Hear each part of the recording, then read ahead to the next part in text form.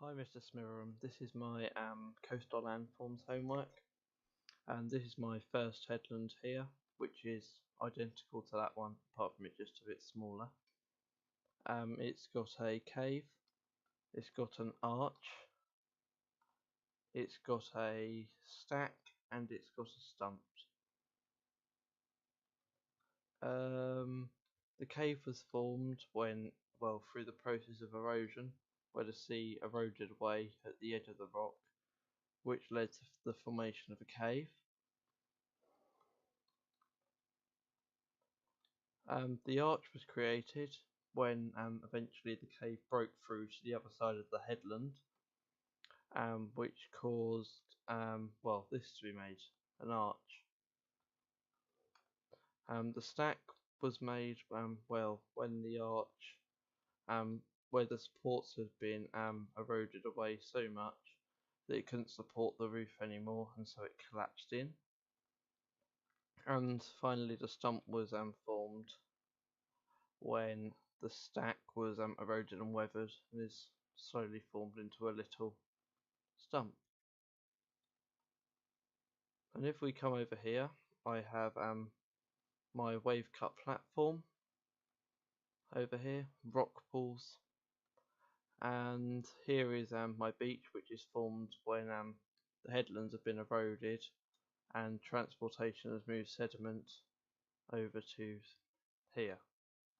I have another wave cut platform here by the other headland. Here's my larger headland. We have an arch again. Oh, 1 second.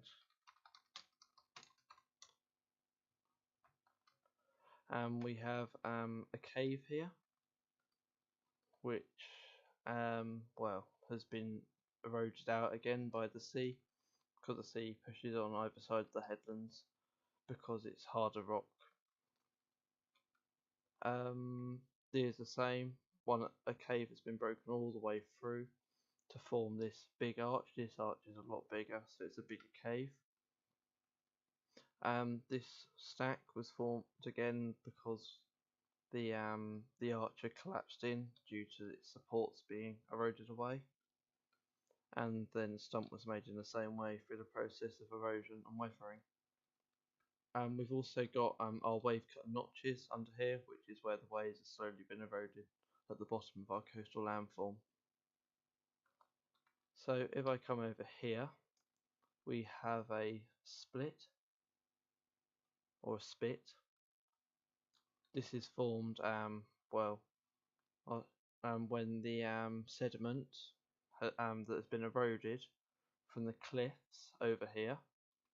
When the sediment was eroded from these cliffs, the process of transportation moved it all the way down the coastline, and it eventually lost energy due to the energy of the river coming out here, and it's caused the sediment to drop here because the river's lost the energy, so it can no longer carry its load, as well as the sea. The sea loses energy as it meets the river, meaning it loses its load as well, which has created this lovely spit.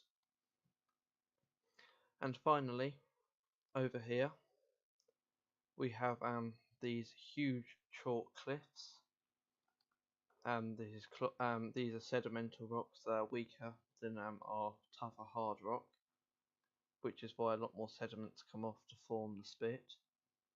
And as you can see, the sea has found a crack in the rock and has caused it to break through, which has led to the formation of this cove.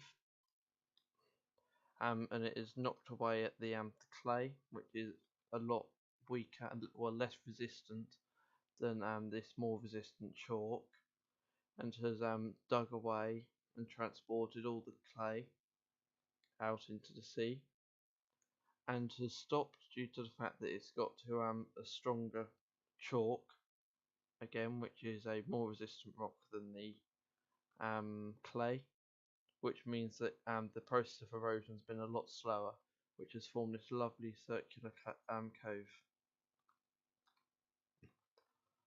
I'll just go over everything again so you can see what I've done. So these are my chalk cliffs. This is the cove. I'll just toggle the downfall, get rid of the rain. So this is my cove. Here is the clay, which hasn't yet been eroded out and moved into the ocean. Here's my spit, which was formed where the sediment was transported, and when the sea lost its energy due to meeting the river, which caused its load to be deposited. It was probably moved by the process of transportation of probably saltation, because it's a very fine sediment that has been left here. And now if I come back over here to our main headlands that we saw earlier, these headlands are made out of a very resistant rock like granite, an igneous rock or a metamorphic rock, and we have our stump, our stack, our arch and our caves, as well as our wave cut platforms, our wave cut notches, and we've of course got our beach where sediment has been deposited from erosion of the headlands, and this one is exactly the same. I'll just go around it so you can see everything, such as the the little bits of erosion that have taken place.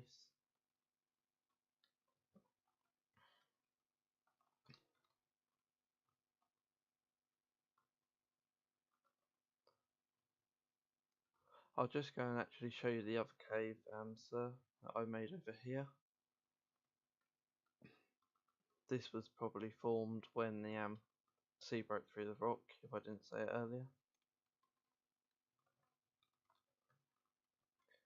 Here it is. It's just another cave. There's a less resistant rock inside this harder igneous rock, which has allowed the cave to be eroded very quickly as soon as it broke through to form an arch, which will then later collapse to form a stack, which will be eroded and weathered to form a stump.